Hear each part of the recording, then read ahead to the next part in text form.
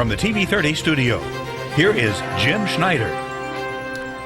Well, hi, good evening. Welcome to inFocus, coming your way from WVCY Channel 30. We appreciate you joining us for our broadcast this evening. Before we get into our issues and introduce our guest, I would like to relay a special thank you to each one participating in our recent Days of Praise Share-a-thon this past Thursday and Friday, as we saw a number of viewers to TV30, listeners to radio respond with financial needs. That represents a portion of our need over the next 4 months of ministry and outreach. But we want to say thank you. And perhaps you're watching tonight and you said, you know, I never did get around to calling or never did get around to sending that pre-Share-a-thon pledge card back in the mail. I still want to support this station. I appreciate the information you give us on inFocus and other programs. It's not too late. And let me just put the address up here on the screen for you for WVCY TV, as the station is by and large viewer supported, and you can simply send your gift to WVCY TV, 3434 West Kilbourne Avenue, Milwaukee, Wisconsin, and our zip code here 53208, where you'll find a handy online form for donating at vcyamerica.org. But again, we want to say thank you for your support during our recent Days of Praise Share-a-thon.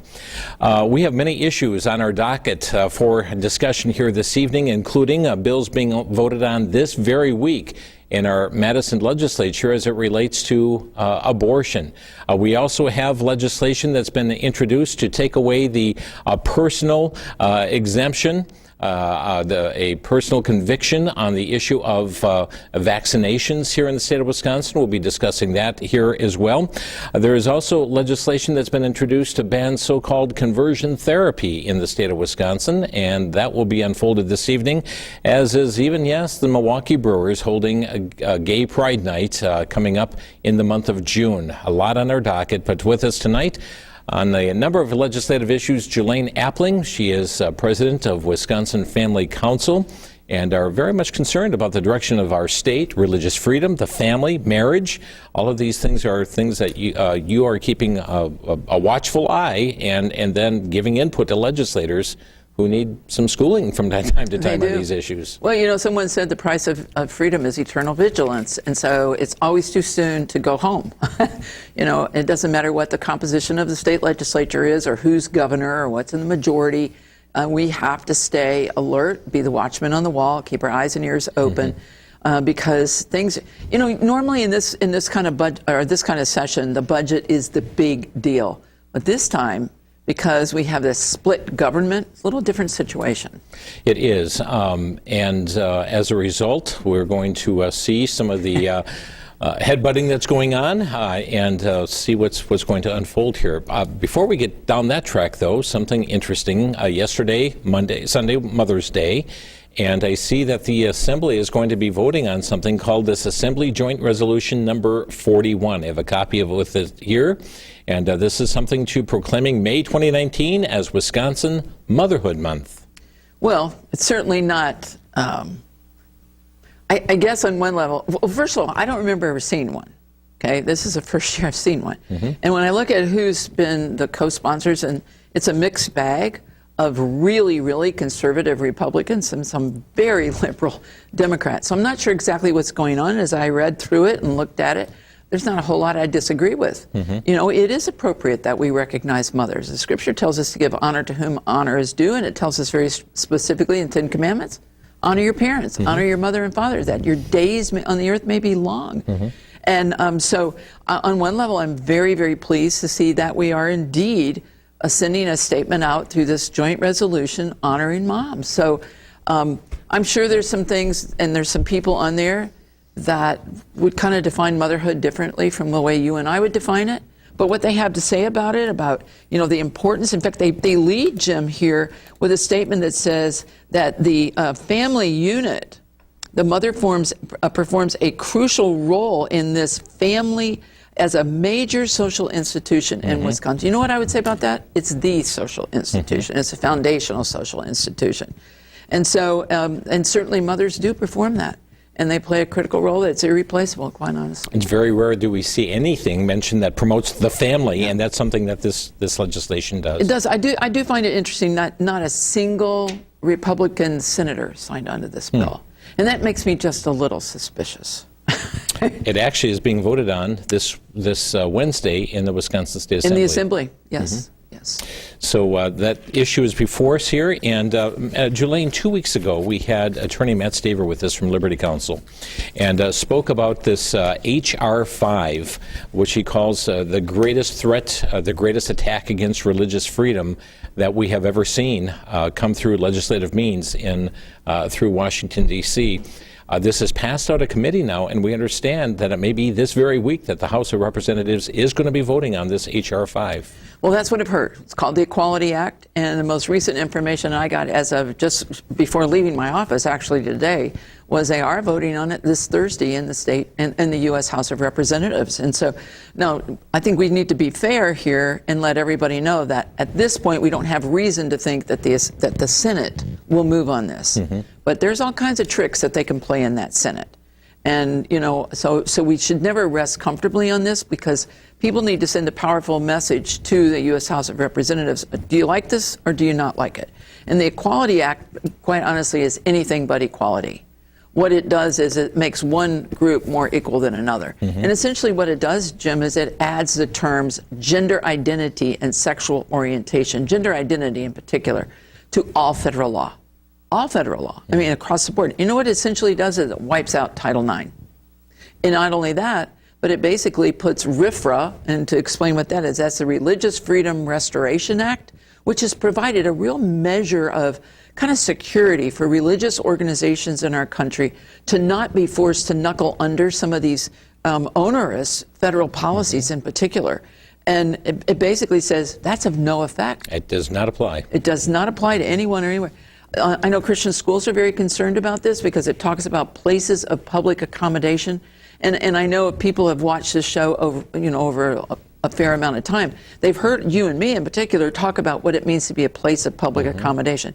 It's essentially any place that provides goods or services in the public sector and ever advertises or promotes. It even talks about assembling together with people. I mean, so there would be no church exempt here in the state of Wisconsin. No church, no Christian school, anything like that. And what we would basically be forced to do is include in curriculum, include in health insurance policies, coverage for things like gender transformation surgeries and gender changing hormones, which, I don't even like using those terms because you can't change your gender. It's just impossible. But all these things would have to be covered under that. The curriculum changes across public schools, private schools could all be forced to change. And I do believe that this is going to set back the advancements women have made in kind of the equality thing there. And I hate to use that too because I never have felt unequal, different from men, but not unequal.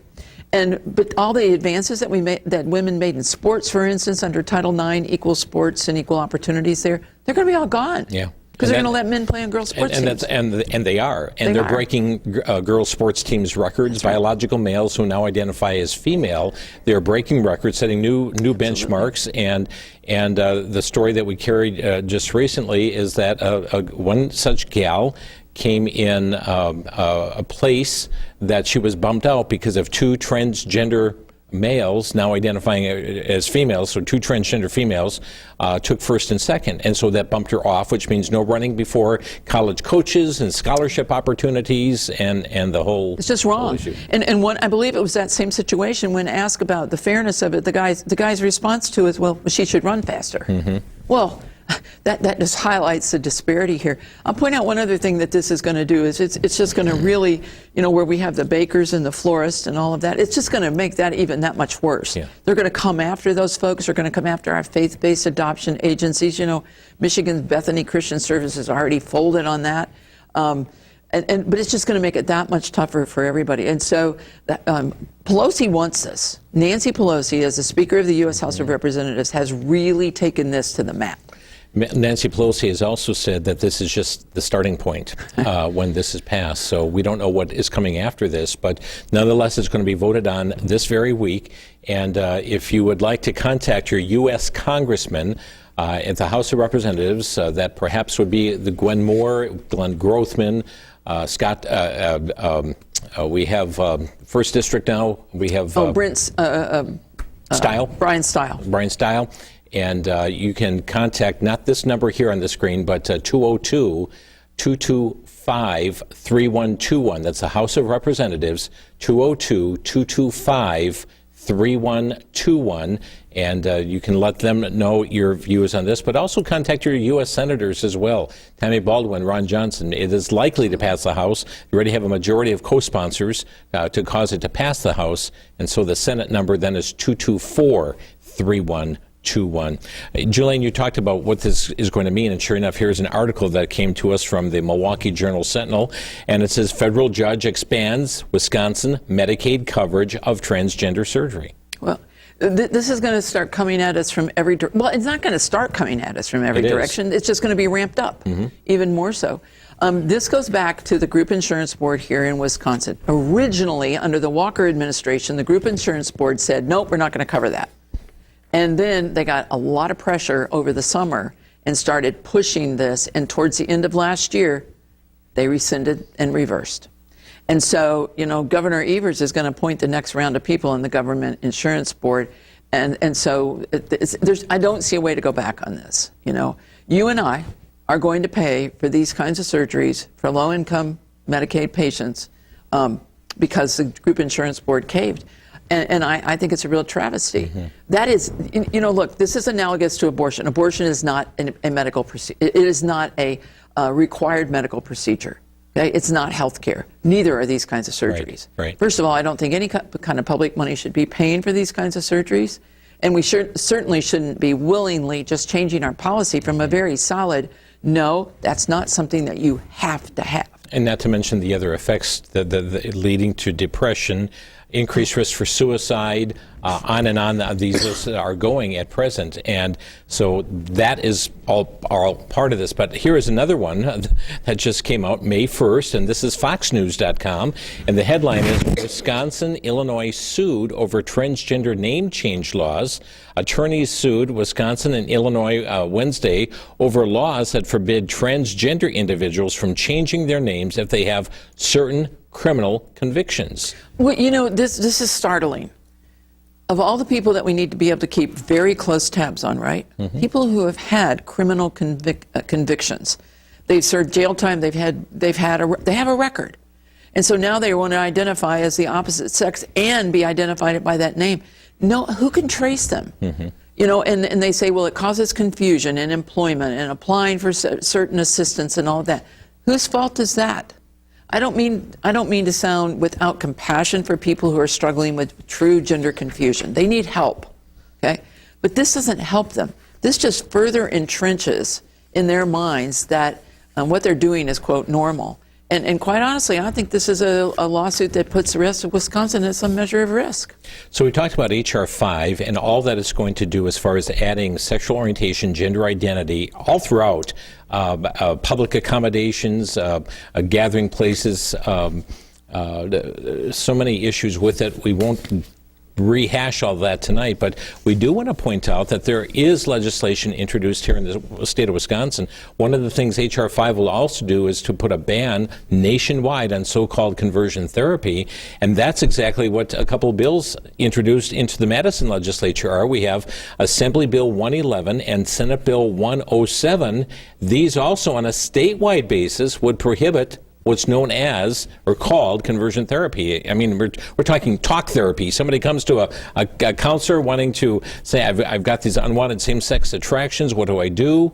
It would be forbidden for that counselor to give counsel accordingly. It would. And further than that, one of the things that really concerns me about this kind of bill is they generally have, and they do have in here, wording that says that basically what we expect in our counseling is affirmation and encouragement, not anything that actually provides help and hope that you can get past same-sex attraction or that you can come out on the other side of gender dysphoria or gender confusion. On the right? Yeah, let's just look at it now. Here's Senate Bill 107.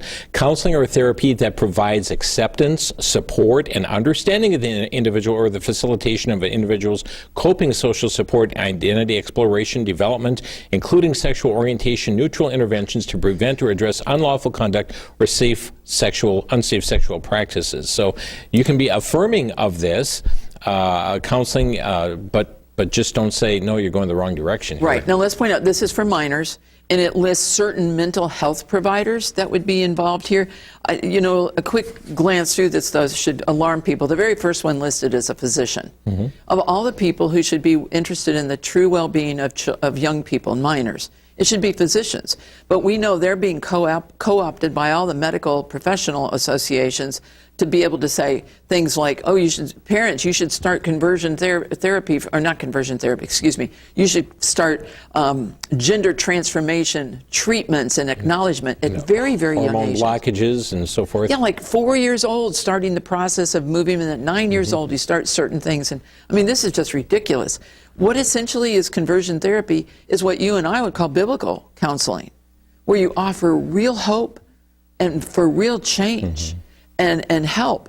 And this says, nope, you can't do that. And so, Jim, the people who get really caught in the crossfire here are the people who are Christian counselors who are licensed as vocational Christian counselors. Vocational Christian counselors, yes, who hold one of the licenses that they have listed here. And what's going to happen is, and I talked to a couple of them, I said, this takes away all of my religious freedom. Yeah. So here we have a psychologist, a marriage and family therapist, a professional counselor, and a social worker who holds a license or certificate. I mean, on and on that list goes there. Well, and what this is a first step to go after the churches and people who aren't licensed counselors. This is just opening the door, putting the or the tent and putting the nose of the camel in.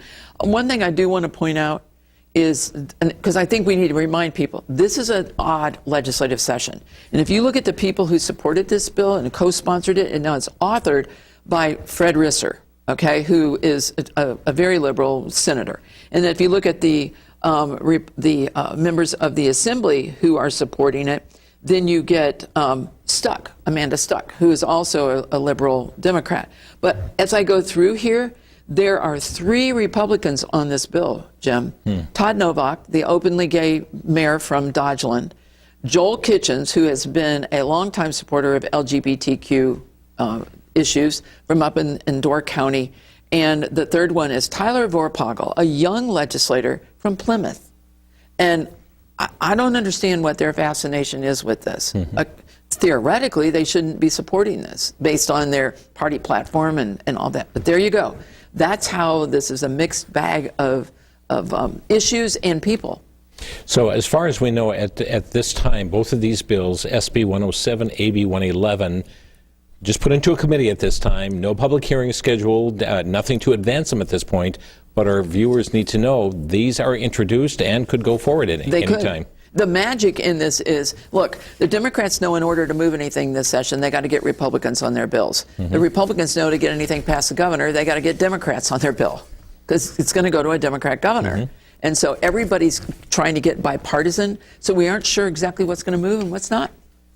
So while we're on this issue, let's just mention one more matter before we get back into the state legislature, and that is just a note that the Milwaukee Brewers are going to be holding a gay pride night, they're calling it Pride Night, and they're going to be having themed logo hats. You can see with the rainbow with the Milwaukee logo there.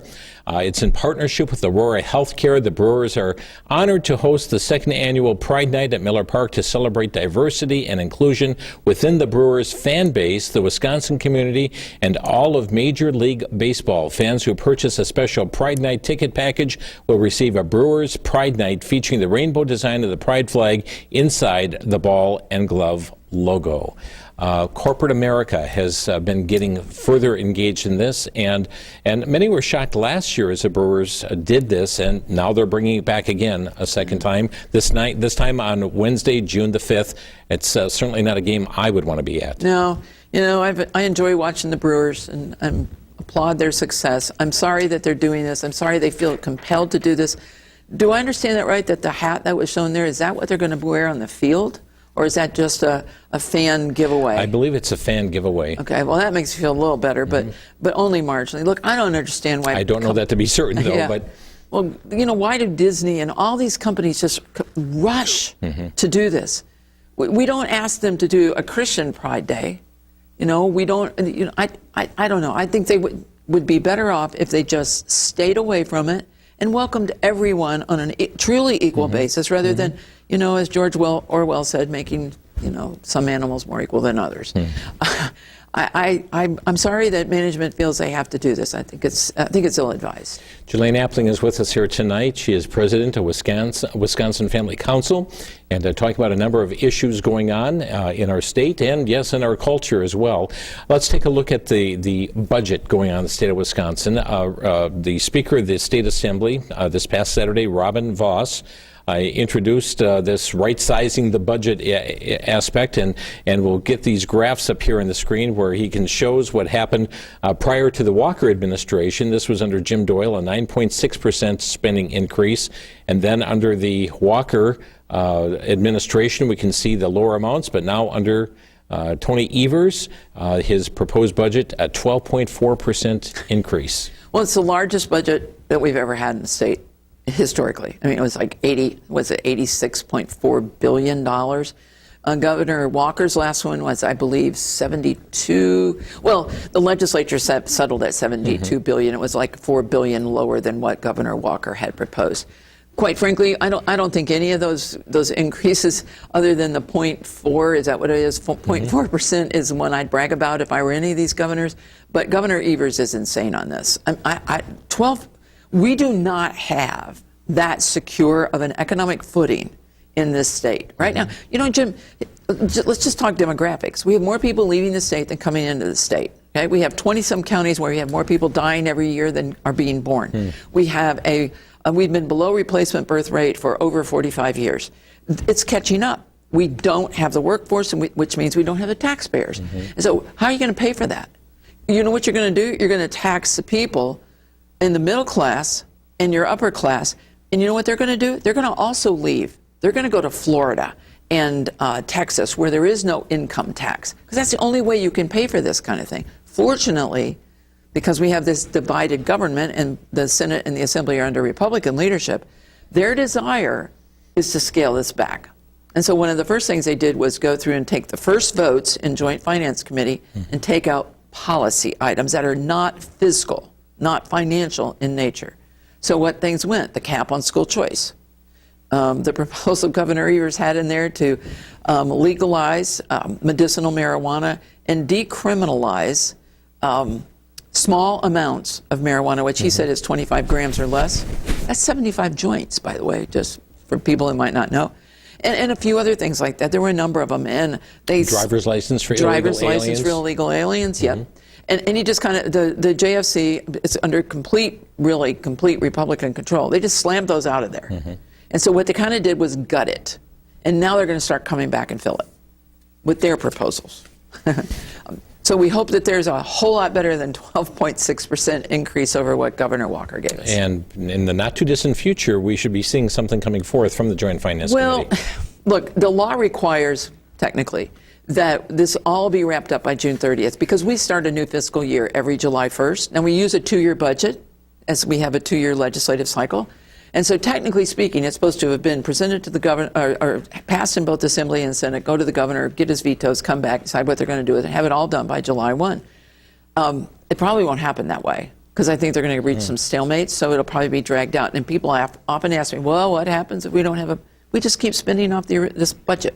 It's not like the federal government where we have to close government services or stop them or something. We don't have to do any of that. We just keep spending at the current level. Quite frankly, if they can't give us a budget similar to what we're currently working on, I'd just be happy if they just keep spending as we are right now, rather than to severely up what we have to do. Okay. But may I say, too, for Christians who are watching the program tonight, who say, I'm not concerned about the budget, we should be. As part of our Christian stewardship, it's our money that God has allowed us to go out and work to earn. And we turn over a portion of it to the government, and we should be concerned about how they're spending our money. Indeed.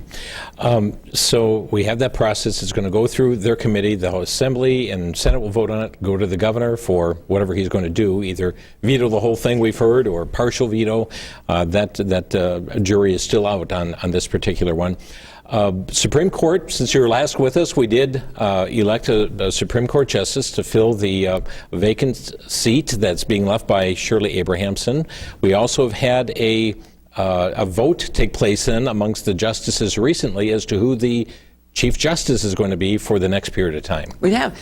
And Patience Roggensack, Justice Patience Roggensack, has been reelected as the Chief Justice. Now, you might recall, and I know you do, but for our listeners, remind you that just a few years ago, we voted on a statewide referendum in a spring election to change the process by which we get a Chief Justice. It used to be just by longevity. Shirley Abrahamson has been serving for 42 years on our state Supreme Court. She was the de facto Chief Justice until this referendum passed. And what the referendum did is it allows the people on the court to every 2 years vote on who will be their leader. And so they've, over the last 4 years, they've voted for Patience Roggensack. Brian Hagedorn won the Supreme Court race against all the prognosticators and political, people. He won. And now a lot of people might think that he's on the court right now. He is not on the court. The term of office for a Supreme Court justice ends July 31st. So he will not assume that seat on the Supreme Court bench until August 1. So Shirley Abrahamson will continue to be there. But functionally speaking, the court's term for their active work ends June 30th. So we'll be looking for a lot of court decisions, opinions coming down between now and the end of next month. So there won't be a lot of activity. There'll be some administrative work the court will do in the summer months, but their heavy work won't begin until September. So 5-2, according to pundits, 5-2, it will have a conservative majority on the court. Next spring, though, we will have another Supreme Court election, and that will determine whether it stays at 5-2 or goes to a 4-3 court. Right. Dan Kelly was appointed by Governor Walker to fill a vacancy created when Dave Prosser retired prematurely, as far as it related to his term of office. And he had so much of his term of office left that another law kicked in that required Dan Kelly to stand for election in the first election cycle where no other Supreme Court justice was up for election, because we can only elect one Supreme Court justice per election cycle. And so this next year, 2020, is when that's going to happen. And interestingly, as we know, the Democratic presidential primary will also be held on that particular election in April next year. So it'll be an interesting time to see whether or not Dan Kelly, he's known as a conservative jurist. The court observers have long said that. He honors the rule of law. He's an originalist. He is. Has regard for the original intent of the Constitution. He is, and he's a pretty open Christian. He ascribes to our faith. And so it'll be interesting to see what they do to him. Julaine Appling with us here tonight from Wisconsin Family Council. We are going to get through a battery of bills that have been introduced that all impact abortion some way or another. And debate on the impact of these pieces of legislation. But the fact is, several of these are being voted on this week, so we want you to know about those. Also coming up yet on the program, we'll be talking about legislation that would do away with the personal conviction clause on vaccinations. So this is something that has been making headlines in newspapers and talk shows, not only here in the state of Wisconsin, but across the nation, especially with the measles outbreak, and some have called it measles epidemic and so forth. So we'll be delving into that too. One of the issues that has been front and center across this nation, Julaine, has been the matter of abortion. We have seen what the state of New York did with late-term abortions and abortion up until the time of birth. And after this was passed to New York, a standing ovation took place in the gallery there. We saw the state of Virginia seek to move down that same pathway, and we, even on this program, had to air the audio clip of the state legislator who talked about, yes, even if that baby is about to be born, that it still should be a choice between the doctor and the mother. And we see this whole battle over babies even surviving abortion, and the governor of Virginia saying, well, if that baby was born, we're going to make the baby comfortable, and then we're going to let the mother and the doctor have discussion on what we do with this baby. And of course that has entered even in debate and discussion here in the state of Wisconsin, whereby Governor Tony Evers has talked about this. We're going to play a video clip and get your comment on this, and that is where he is talking about this executing of babies after birth is just nothing but blasphemy. Let's hear it from Governor Evers, courtesy of the MacIver Institute. To say that doctors in the state of Wisconsin are executing babies is just a blasphemy that, and I think of my own situation. My daughter's an OB/GYN.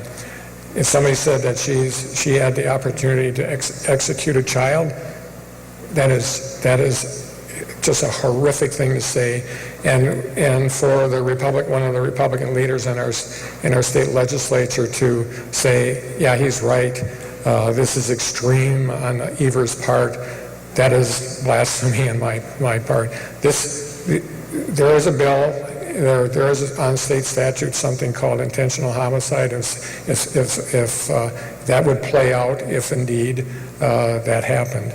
It doesn't happen, first of all, and second of all, it doesn't happen. We already have things on the book. This is nothing more than a distraction from the work that we need to do. If the Republicans are interested in making sure that moms and babies are well, they should really get behind my Medicaid expansion bill. That is. Governor Tony Evers, your response. Well, we redefine blasphemy. Okay? Blasphemy to me does not mean at all what Tony Evers was referring to there. Mm-hmm. Executing babies, look, the governor is trying to, and you talk about trying to get attention diverted. I believe this is an attention diverting tactic right here. Because it maybe hasn't happened, and we don't really know, the nature of how things go on reporting, may not know. But because something hasn't happened doesn't mean we shouldn't take action to ensure it never happens in this state. The governor is right that we do have intentional homicide bills. We do have born alive wording in our state statutes. However, the bill that has been introduced clarifies exactly what the medical personnel are to do, the standard of care they're to give to a baby who somehow manages to survive an abortion or an attempted abortion, and even to the point, Jim, of saying that the baby has to be transmitted to and transported to and admitted to a hospital. And we haven't had that kind of clarifying language. The other thing is it makes it clear that it's murder to let a baby die. They're not executing these babies. I would say it's willful negligence. Now, maybe there's some who do some atrocious things to actually kill them. I'm not going to discount that. But however this happens, that the baby that's born alive dies, that was now clearly defined as murder. That encompasses these two bills here, I believe, Assembly Bill 179 and its Senate companion is Senate Bill 175. These were just introduced in April 18th and April 22nd, respectively, here, Julaine. And these are on the docket to be voted on? They are. They had public hearings a week ago tomorrow, on Tuesday, whatever the date would be. I think it's the 7th of May. And they've already been exec'd by those committees. And so now the Assembly versions are scheduled for Wednesday's floor period in the state Senate, or excuse me, state Assembly. The Senate will be meeting this week, but these bills are not on there. Now, I suppose with 24 hours notice, Jim, they could get moved over for like the next step in the Senate getting ready to vote on them. But I'm not sure that will happen. We'll have to wait and see how that. But the Assembly is voting on Assembly Bill 179. Assembly's voting on Assembly Bill, 179.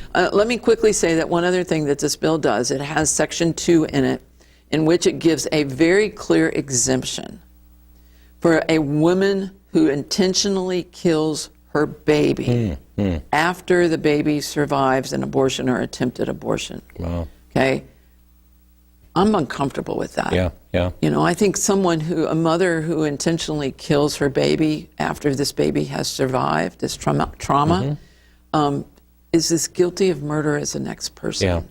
We do give an exception where a woman cannot be charged under our abortion statutes. So if abortion is ever criminalized here again in Wisconsin, and a woman has an abortion under our current statute, she is not going to be charged for having that abortion. The medical personnel would.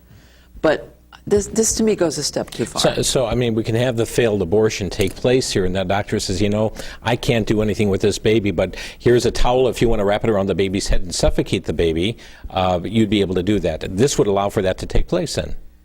Well, it conceivably could. Now, there's some talk that there are other statutes that would come into play, this intentional homicide that the governor was mentioning in his comments. But we know that there could be very, very aggressive people out there that would use this exemption in a strong manner to try to get the woman off that. So, this bill, Jim, this is a perfect example of when you depart from God's plan and laws and precepts. You're just constantly dealing with these kinds of things. It's a Band-Aid and a Band-Aid and a Band-Aid and a Band-Aid and exceptions and all these things. And that's what happens when you depart from the truth. That's Assembly Bill 179 being voted on this Wednesday. Okay. Here's another bill being voted on Wednesday. It's Assembly Bill 180. It does have a Senate companion, number 174, but it's AB 180 that will be voted on Wednesday. This also is impacted with abortion. Tell us what happens with this. Well, this bill stops, and we tried before in previous sessions when Governor Walker was governor to get a ban on abortion based on sex. So this bill would ban sex-selective abortion, abortion that is happening because of the race of the baby, the sex of the baby, the ethnicity, national origin, and disability, which of course would mean like Down syndrome or something like that. And it also increases some of the reporting requirements for abortionists to give to the state. I think that they should expand what they're asking for as far as why don't we get the sex of the baby if it could be determined, and what if the baby is born with a disability. That I think should be reported too. But let me point out a problem we have with this bill. Okay, sausage making is ugly. Okay, but this bill has an exception that I really struggle with. And that is, it says, if the baby is determined by medical personnel to have what they call a fetal anomaly that would not respond to treatment and probably would mean the baby would die shortly after birth, then that baby can be aborted. Jim, we have kids alive all over this country that had that same diagnosis. I know some.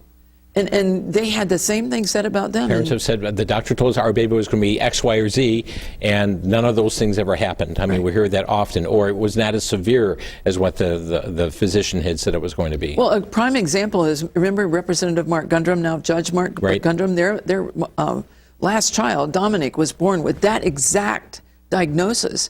He's 7 years old now. And so why distinguish between disabilities? Just all disabilities. So we've encouraged them to look at taking that out. But other than that, these are good bills. Again, this is Assembly Bill number 180 and slated to be voted on this Wednesday in the Wisconsin State Assembly. Let us give you the legislative hotline number where you can let your views be made known to your legislator, which is 800-362-9472. That's 800-362-9472. We're going to move on to Assembly Bill number 181, and it has a companion, Senate Bill 199. Okay, there's two bills dealing with the same issue, two packages of bills dealing with the same issue here. This is a bill that would stop Medicaid funding from going to entities that do abortions, basically, okay? This particular bill is pretty much focused just on Planned Parenthood, all right? And so conceivably there could be new organizations that could be formed that could, because of the wording in this bill, could maybe get some of this Medicaid funding. And the other thing that it doesn't mention is hospitals, okay? Hospitals do perform abortions, and they do receive Medicaid funding. And so, those are just some things that we point out there on these bills. This too has had a public hearing only in the Assembly.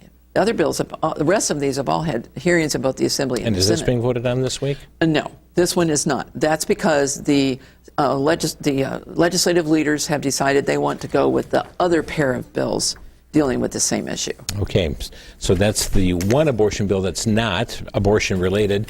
Let's talk about Assembly Bill 182. This one is on the docket for Wednesday.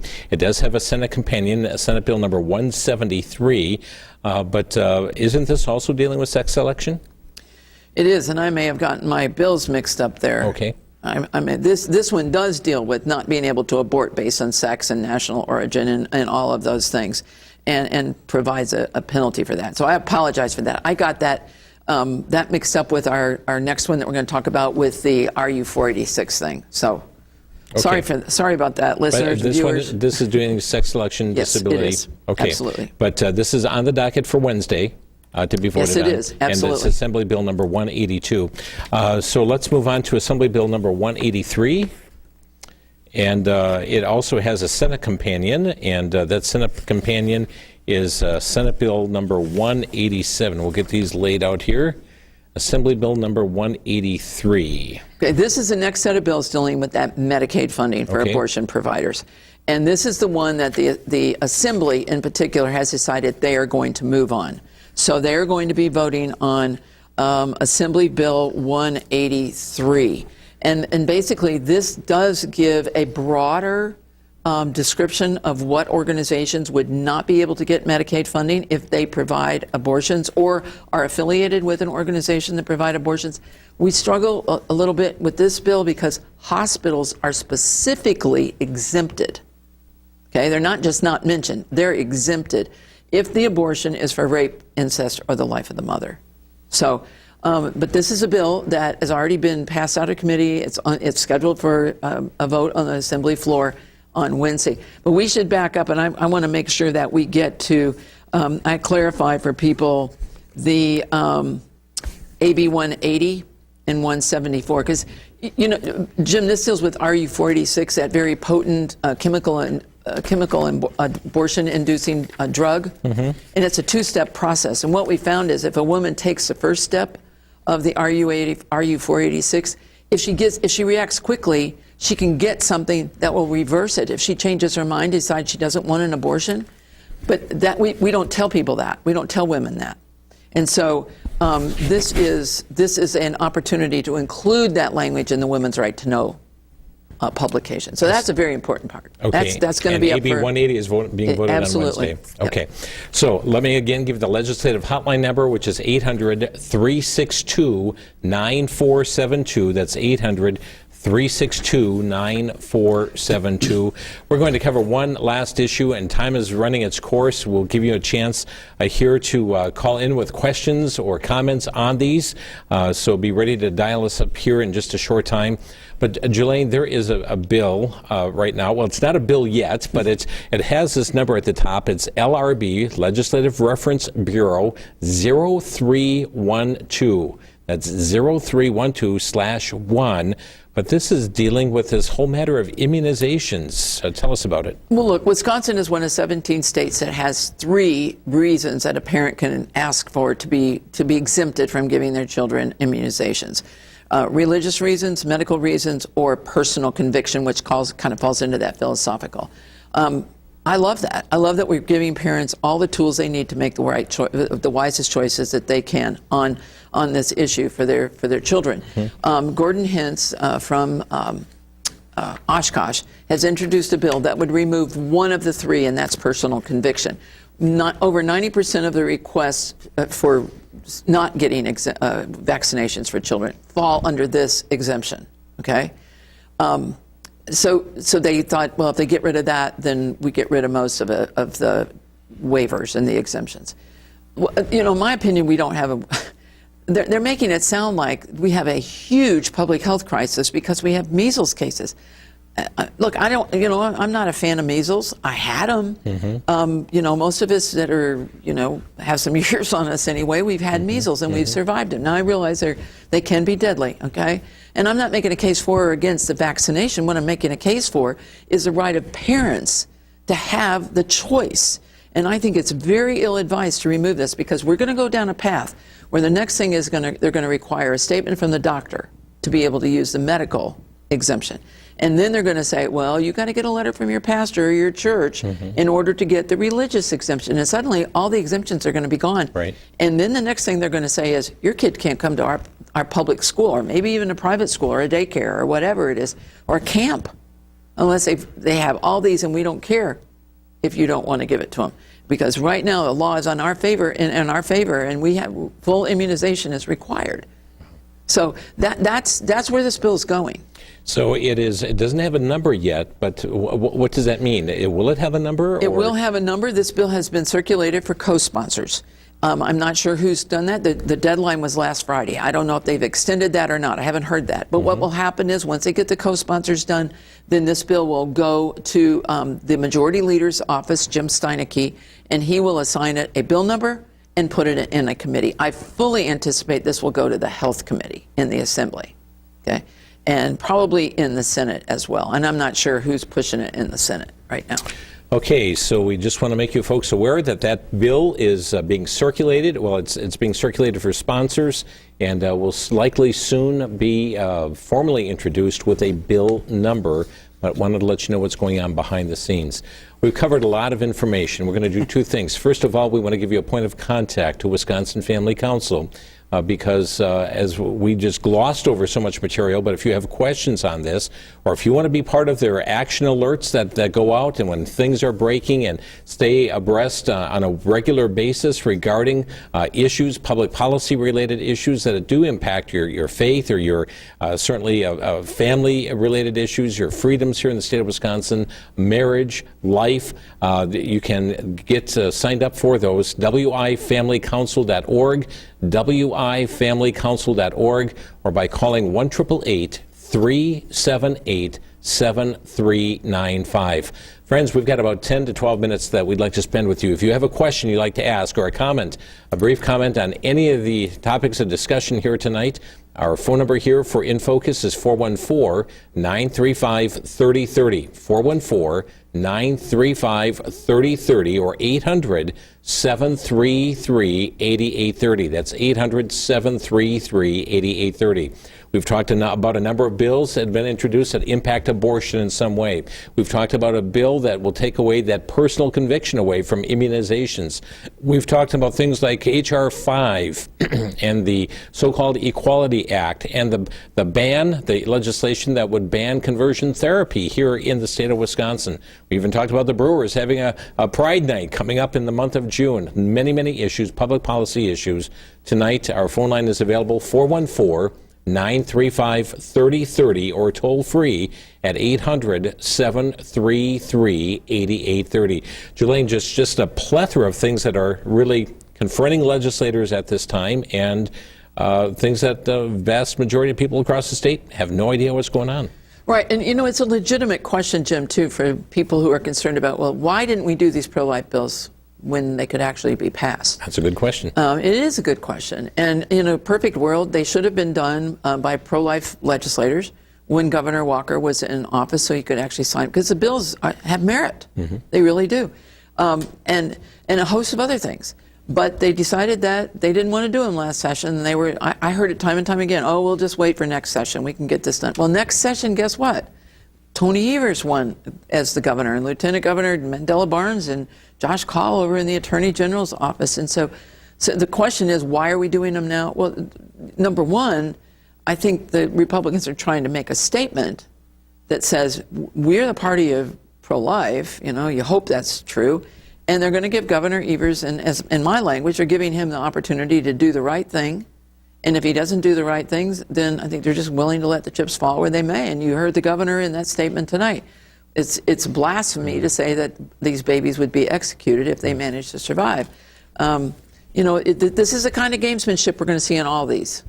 Okay, and so it's going to be ongoing. I'm going to go back to this immunization piece of legislation, because we do have a video clip as well of the Secretary of Department of Health Services here in the state of Wisconsin. Thank you, Andrea Palm, who appeared on Wisconsin Eye April 19th, who addressed this issue of immunizations. Let's hear what she had to say and then get your comment on it. So for our 2-year-olds, it's 89% statewide, but obviously there are pockets where it's higher, there are pockets where it's lower.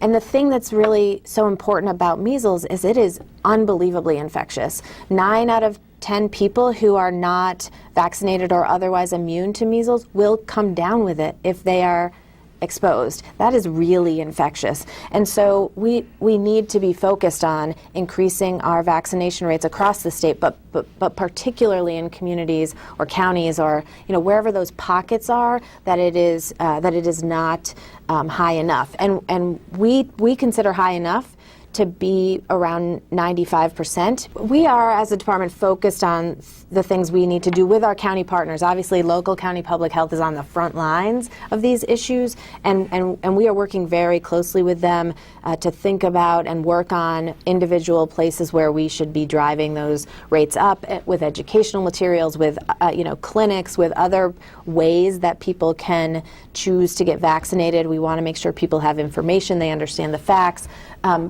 But it is not our recommendation at this point that there needs to be law changes to help us do that.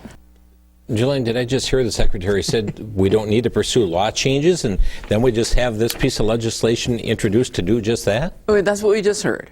So, I thought she was very reasonable on there, to be honest with you. And I think that and by the way, Wisconsin's immunization level is between 85 and 90% consistently for all the years that we've been doing all these vaccinations, okay? And so they want to bump it up to 95, which is probably higher than what, is the national average even. But she clearly said, we'll do this through education. We'll get to those, and you notice what she talked about, there's pockets of areas where they think those immunization rates are too low, like 85%. And so they'll do it through education. So Gordon Hintz, who is from the same party she is, okay, because she's an Evers appointment, okay, he pops up just within weeks later with a bill that strikes at the heart of parents being able to exercise their God-given responsibility to be able to make the best decisions for their children, especially in the healthcare area. Representative Jeremy Thiesfeld from Fond du Lac did a head-to-head conversation with Gordon Hintz, the author of this bill, on a TV station here in Milwaukee here just last week. And I agree with what Representative Thiesfeld said. I'm not taking a position on the vaccines, okay? But he said, I will fight forever for the right of parents to be able to make that choice on behalf of their children. And, Gordon Hintz's response was, sometimes you do these things not just for you, but you do them for everybody else. And this herd immunization idea that they have, I don't know, call me, I don't want to say I'm a conspiracist because I don't really think I am. But I get nervous on these kinds of bills because, as I said just a few moments ago, it seems to me this is the first step towards taking away all parental rights when it comes to this. Julaine Appling with us again. Our number 414-935-3030, 414-935-3030, or toll free 800-733-8830. The State Assembly is going to be in session this week, and a number of bills that are there. Certainly it's important for constituents to be in communication with their state representatives in that regard. There's some other issues that have been going on here in the background, too, that we don't have lots of time to talk about. But one of the things that we saw from Governor Scott Walker is that he did not issue pardons to those that are serving prison time.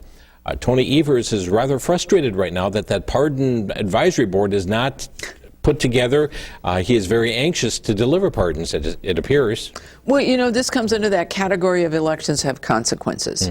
And we don't always, one of the things we can do is we can make our choices, but we can't control the consequences of the choices we make. And when you get a new governor in, like Tony Evers, you have all kinds of things happening. He's going to use his executive orders, and he's going to try to leverage these commissions to do what he wants done. Now, here's what's going to happen, Jim. On these boards and commissions, eventually the people who were appointed under Scott Walker are going to term limit off. And Governor Evers is going to get to appoint the people who serve. That's what's happening with the group insurance board that we just talked about, with the taxpayers having to pay for transgender type surgeries. That's what's going to happen with this parole board. And so it's a matter of how long he waits in order to be able to give these pardons. But the other thing about the Evers administration is look how many lawsuits that have been slapped up there, and they're going to the Supreme Court, and the Supreme Court just recently said, you know what? You thought you could undo all these appointees that Governor Walker did at the end of his term? Well, guess what? Legally, you can't. They tried to treat Governor Walker and the state legislature as if they had, after November 6th or whatever, 4th or whatever our election day was, that suddenly they had no authority, no jurisdiction at all. And that's just not true. They had full authority to exercise their office up until the time that Governor Evers was sworn in and the state legislature was sworn in with new people. That's the way it goes. Julaine, we talk about issues here on this program, and your organization has been watching these from their genesis and moving forward. But a lot of times people who just read the newspaper, it's not until the day after the legislature actually deals with the bill that all of a sudden they will say, last night the legislature voted on this and so. You are proactive in keeping people alert and aware when these things are coming up, and you follow them and you give warning or affirmation with such legislation. How is it that people can be engaged and stay informed through Wisconsin Family Council? Well, there's certainly, look, we encourage people to jump on our website and sign up for our weekly e-connection, wifamilycouncil.org. It'll help you understand the process. It'll help you understand what bills are there. But I want to say one thing, Jim. One of the ways we get that news out is by partnerships with you folks here at VCY America.